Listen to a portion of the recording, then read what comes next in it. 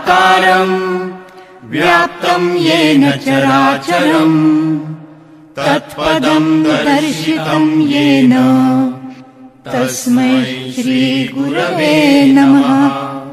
त्रिगुणात्मक त्रैमूर्ति दत्त हा जाणा त्रिगुण अवतार त्रैलोक्य राणा नेति नेति शब्द नये अनुमाना सुरवर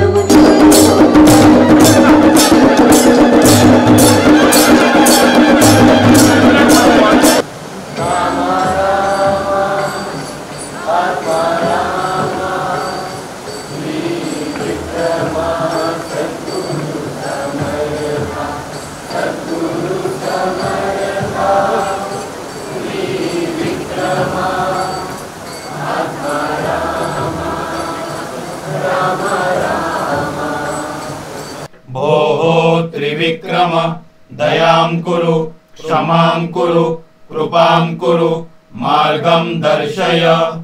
ओम स्वस्ति न इंद्रो वृद्धश्रवाः स्वस्ति न पूषा विश्ववेदाः स्वस्ति नस्तार्क्ष्यो अरिष्टनेमिः स्वस्ति नो बृहस्पतिर्दधातु।